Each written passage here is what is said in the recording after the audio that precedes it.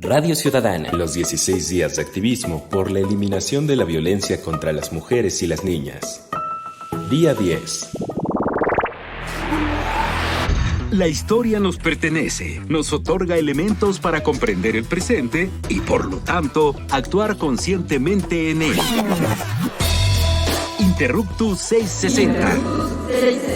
Escucha y comparte con nosotros la idea de que el pasado constituye lo que somos y lo que seremos en el futuro. Interruptus 660. Hacer época no es intervenir pasivamente en la cronología, es interrumpir el momento. Interruptus 660. Pasado es presente.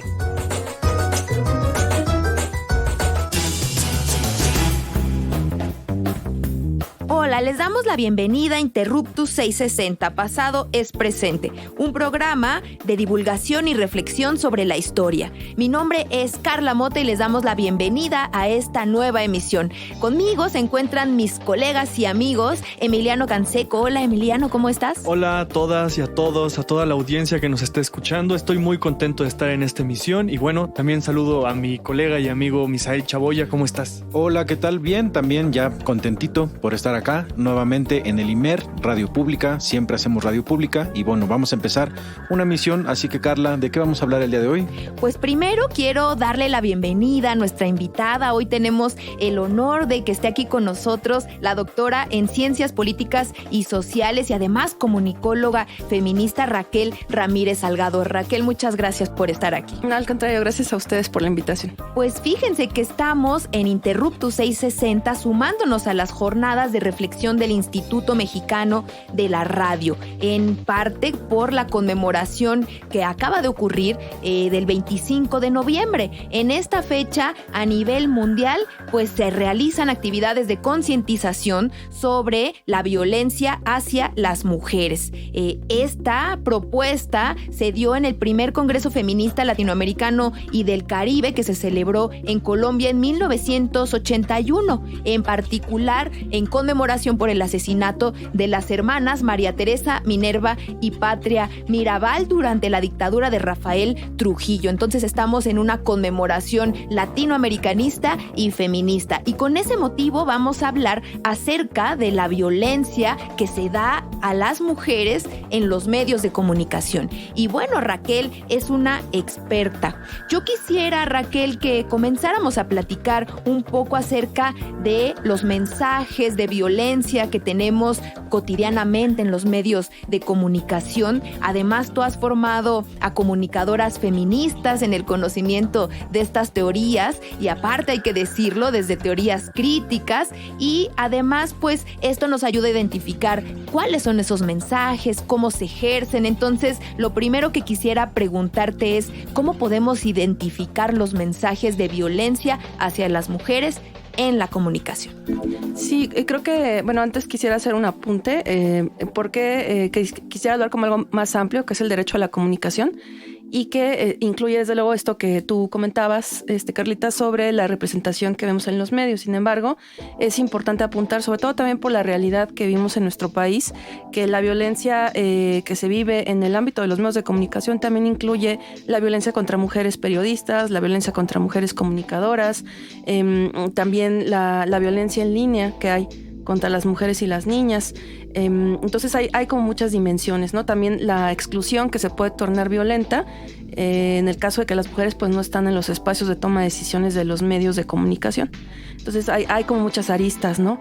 La sociedad del conocimiento, como se le nombraba a principios de los 90, pues complejizó precisamente el escenario social en muchos sentidos y bueno, pues el derecho a la comunicación no es la excepción, ¿no? También creo que es importante hablar de la exclusión y las razones por las que esta se da en el ámbito educativo, por ejemplo, y que también pues eso va mermando el acceso al conocimiento. Todo eso incluye el derecho a la comunicación, ¿no? El también saber a tener una apropiación tecnológica, por ejemplo. Hay una serie de rezagos, ¿no? Pero tampoco, para no dejarlo tan amplio, me parece que es como muy acertada la pregunta que pones, ¿no? Sobre la mesa. ¿Cómo reconocer estos mensajes violentos, ¿no? Hay un test que es el test de Bechdel, que fue un test que inventaron para reconocer el sexismo en el cine. Entonces, son 3 preguntas como muy básicas que de entrada te pueden dar luz sobre si un contenido es sexista o no. Bueno, primero es si en un producto comunicativo hay mujeres, ¿no? Después, si estas son protagonistas o cuál es el rol que juegan. Y tercero, si el tipo de conversaciones que tienen las mujeres sobre qué son los hombres, porque pues hay muchas series y películas donde las mujeres son protagonistas, pero ¿de qué hablan? Pienso en el caso de Sex and the City, que fue una serie pues muy popular, sí. Que además es una franquicia bastante lucrativa, ¿no? Ya hasta vemos una nueva serie con creo que 20 o 30 años después de las protagonistas, pero la preocupación sigue siendo el amor, ¿no? Y no es que el amor no tenga que ser importante, pues claro que lo es para todas las personas, pero la cosa es que pues se supone que querían proponer una transgresión, ¿no? En la representación de las mujeres.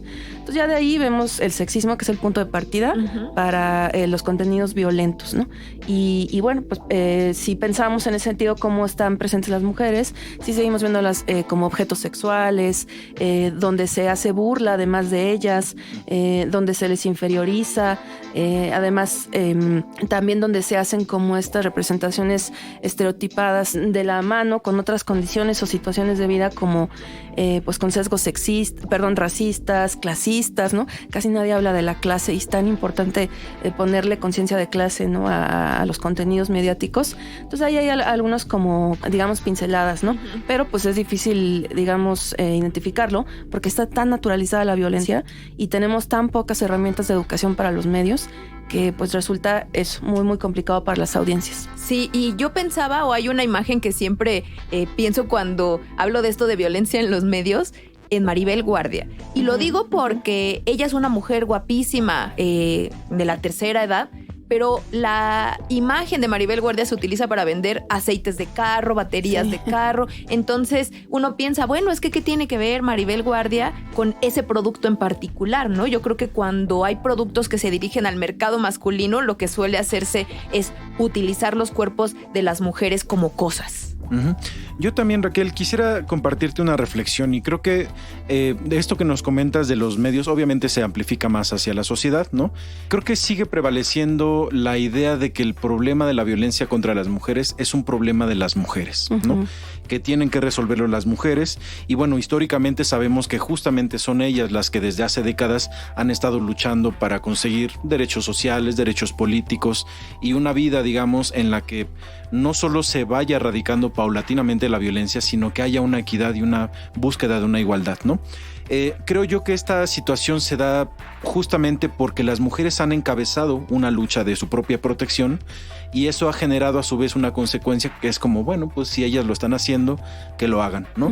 Y la otra mitad de la población, que somos los varones, no salimos de esta zona de confort, ¿no? No sé si coincides con este comentario, digamos, esta aseveración o esta reflexión mía. Sí, totalmente. Incluso también desde una perspectiva crítica y muy, muy sincera, muy honesta, pues creo que también los hombres han ganado dividendos, diría autores como Robert Connell, por ejemplo, ¿no? Cuando habla del orden social de la masculinidad, en donde, o después Luis Bonino, ¿no? Que también habla de los micromachismos, que lo enfoca además en hombres que aparentemente son igualitarios, porque también ya se ha vaciado de tanto contenido la palabra micromachismos que se cree que está presente en todos lados y no.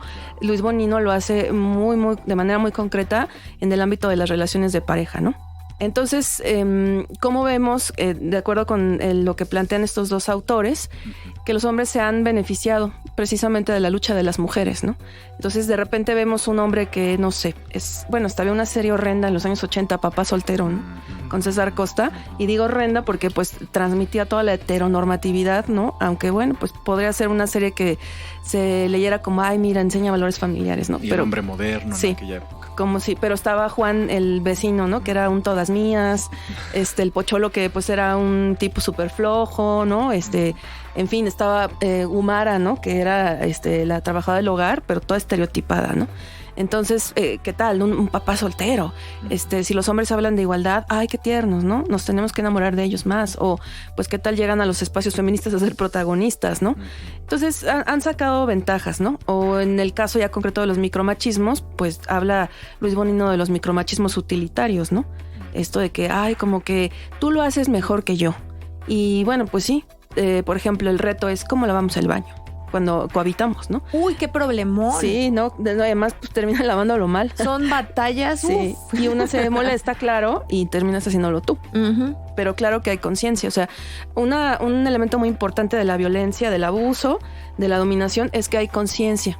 Es decir, tal vez las personas, o los hombres en este caso que lo ejercen, no están conscientes de que se llama, o sea, no hay una conciencia conceptual, digamos, pero sí hay una conciencia de que va a haber una ganancia con ese tipo de acciones u omisiones.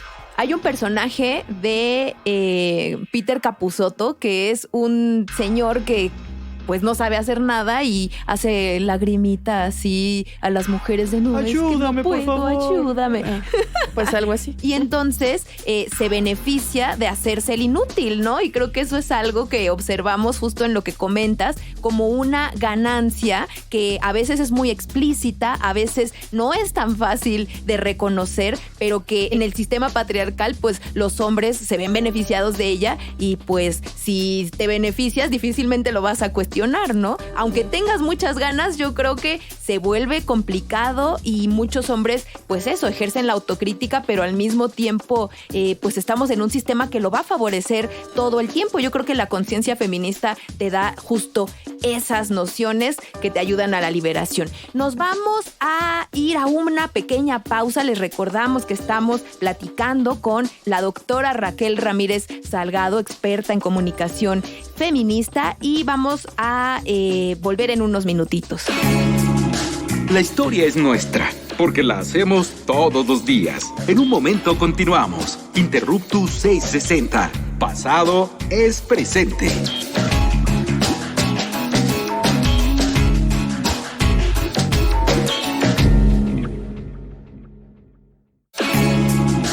No somos los mejores del mundo, pero sí los mejores del rumbo. Continuamos en Interruptus 660. Conocimiento histórico para que no te tuerza la policía intelectual.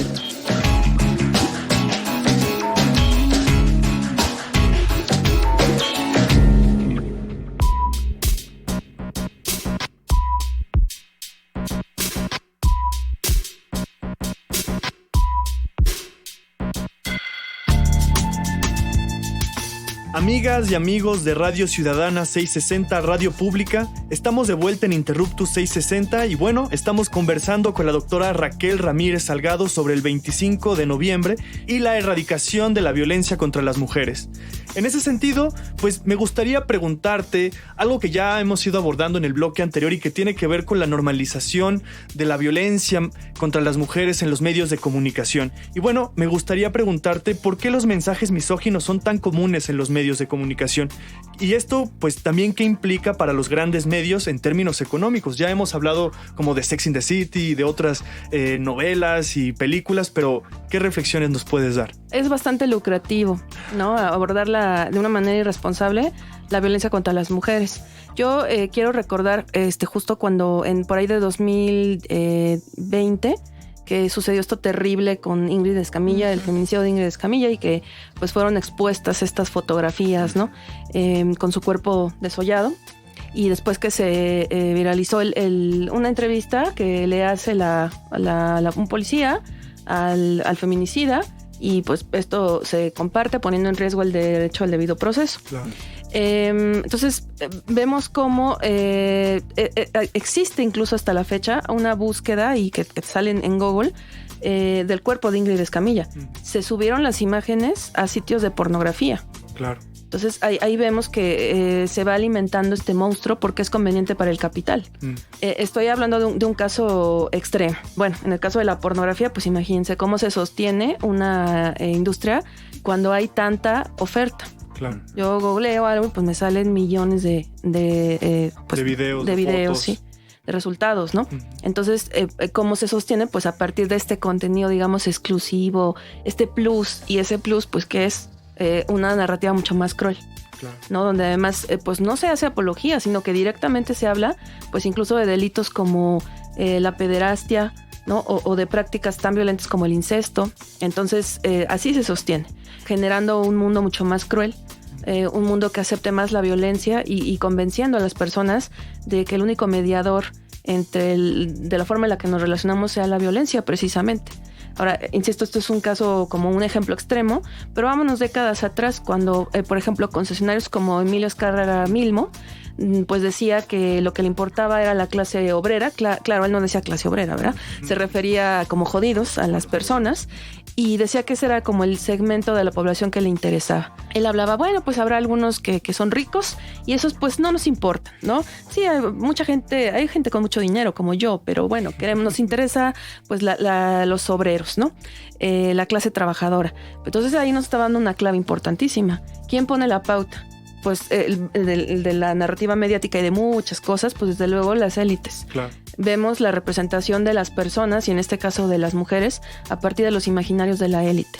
Y pues la burguesía es muy conservadora. Claro. ¿No? Se piensa que como ahí está como las mentes revolucionarias y pues no, precisamente la gente más privilegiada es la que menos quiere que cambien las cosas.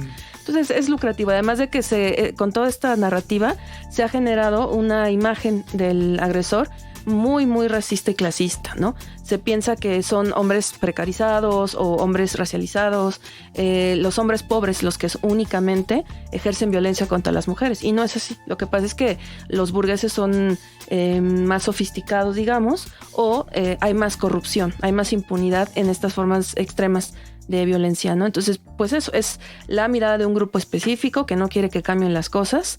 Eso lo vemos desde décadas, pero que se ha tenido que recrudecer para sostener este monstruo de cara, además, en este cóctel súper tóxico, destructivo que es el hipercapitalismo, la posmodernidad, el neoliberalismo, ¿no?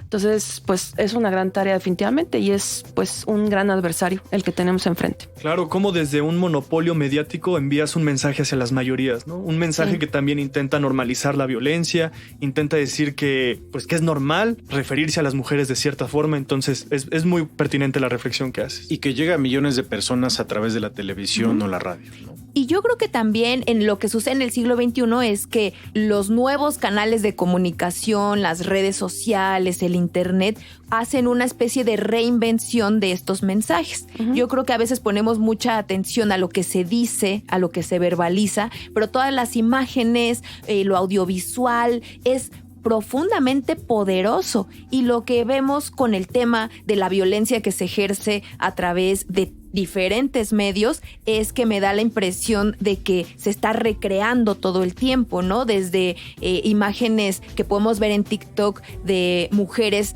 que se tienen que hipersexualizar para poder vender su propia imagen y con ello monetizar, que por cierto eso también implica en el lado más extremo una especie de proxenetismo transnacional con aplicaciones que se dedican justamente a eso, pero ese es el nivel más extremo en el TikTok, en el Instagram, en otro que podría ser más light, sucede de igual manera, ¿no? Y entonces, pues los medios están plagados de violencia, que una es más sutil, otra es más explícita, pero a mí a veces me asusta mucho ver el tipo de contenidos que, por ejemplo, están teniendo desde muy tempranas edades, ¿no? Pienso, por ejemplo, en los algoritmos, ¿no? Cómo el algoritmo de repente te crea una realidad en tu celular y de repente no puedes parar de ver cosas, de ver hipersexualización de las mujeres. Entonces es un poco también como esta maña de darle la vuelta al algoritmo también, ¿no? Porque el algoritmo te va a mostrar un montón de cosas, te va a dar un panel de posibilidades y un poco es también darle la vuelta a eso, ¿no? Es también muy difícil. Y juegan con las pulsiones, ¿no? O sea, gusta eso y por eso la gente pues lo quiere seguir viendo. ¿Qué pistas nos da el feminismo para entender esto, para conceptualizarlo y eventualmente hacer una crítica desde el feminismo? Pues es que de entrada, todo esto que comentan es muy importante porque incluso hay un impacto cognitivo, es decir, con cómo observamos la realidad, ¿no? Y esto nos impacta a todas las personas, o sea, incluso a quienes, digamos, hemos tenido acceso a la educación o a los espacios críticos. Vamos a los conciertos y ¿qué hacemos? Grabamos el video y no es para conservarlo, la neta. O sea, es para subirlo a nuestro Instagram. Que además, los likes. Pues sí. Para que vean que fui.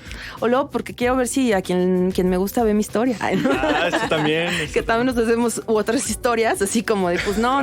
¿Con quién fue? Chicas, chicos, si ven nuestras historias no significa que les gustemos o no lo suficiente, ¿no? Si no pasa nada más. Entonces hay un impacto cognitivo, hay también, lo mencionan me parece muy importante recuperar esto, hay un condicionamiento desde muy muy temprana edad, y lo vemos con diversas estrategias, pues está haciendo pequeños consumidores, pero además para el futuro. Claro. Yo voy metiendo este gusanito a la niñez desde temprana edad, va a consumir algo, y entonces ese va a ser un consumidor potencial a lo largo de su vida, porque entonces como se mete esto, va a necesitar esto, ¿no? Y precisamente los medios de comunicación son el marketing de una cultura feminicida, de una cultura pornificada, ¿no? Hipersexualizada. Totalmente, ¿no? Incluso digo, la verdad, bueno, a lo mejor no soy un poco irresponsable porque no tengo la certeza de que haya sido así. Sin embargo, sí tengo la certeza de que existen concursos de belleza para niñas. Es que viejísimos también, ¿no? Supuestamente en Brasil hubo uno ya de niños drag queens, por ejemplo, ¿no? Que, ojo, o sea, aquí también hay un tema, ¿no? O sea, empiezan como eres conservadora, o sea, este relato maniqueo y nada que ver, ¿no? O sea, aquí que se entienda, es una mujer de izquierda, soy una mujer feminista, pero de la izquierda materialista, no de la izquierda liberal, ¿no? Que perdió la reivindicación obrera, ¿no? Entonces, ¿qué apunta todo esto? Un espectáculo que era de personas adultas para personas adultas. En centros nocturnos se está dirigiendo de forma muy como cada vez lo vemos más en cosas que están dirigidas a la niñez y oponerse a ello pareciera que es de conservadurismo, pero es que no hay una crítica detrás de cuáles son los consumos o los orígenes, por ejemplo, de este tipo de prácticas como lo es el drag queen. Sí, además, a ver, o sea, el sistema se dio cuenta que por la derecha era más difícil rebasar para que precisamente existiera esta izquierda desclasada, además. Y claro, ahora yo lo presento edulcorado con algo que supuestamente es progresista, porque digo, vemos... Liberador, ¿no? Sí, además, vemos a lo mejor estos concursos de belleza de niñas y claro que lo rechazamos porque es más obvio, ¿no? Pero en este caso está precisamente disfrazado. De progresismo, ¿no? Claro. Un falso progresismo. Sí, y pues no, o sea, hay personas muy críticas, incluso de los inicios de todo el movimiento LGB, muy críticos de todo esto, porque sí hay una implicación ética, ¿no? Cognitiva, política, de mercado, totalmente esta preparación, ¿no? Que hay hacia, pues, digamos, las personas más vulnerables, que en este caso no es que sean vulnerables por naturaleza, sino porque en sí la modernidad y el patriarcado han creado a las niñas y a los niños como vulnerables. Totalmente. Es un tema que es apasionante, de verdad, porque yo creo que a todas las personas nos toca nuestras fibras más sensibles, porque al final son los consumos culturales que tenemos, queramos o no. Es imposible escapar de estos mecanismos de difusión que tienen al patriarcado muy metido en las entrañas. Raquel, de verdad te agradecemos muchísimo que hayas aceptado venir aquí a Interruptus 660 a platicarnos acerca de estos temas de los que eres especialista y pues esperamos nuevamente volver a tenerte aquí en estos micrófonos. Muchas gracias, Raquel. Al contrario, un gusto y gracias a ustedes. Y muchas gracias, Emiliano. No, gracias a todos y a todas, gracias a Raquel, y pues eso invita a reflexionar sobre nuestro consumo, ¿no? No es ya gratis, no sucede así como nada, entonces vale la pena reflexionarlo. Misa. También muchas gracias, y creo que también como varones debemos reflexionar Así mucho es. Cuál es nuestro papel y nuestra responsabilidad en la erradicación de la violencia en contra de las mujeres. Gracias, Raquel, y nos escuchamos la próxima. Hasta luego. Interruptus 660. Los esperamos la próxima semana para seguir indagando en la diversidad cultural y social de México desde la mirada histórica. Interruptus 660. Porque comprender nuestro pasado es primordial para entender nuestro presente. Interruptus 660. Pasado es presente.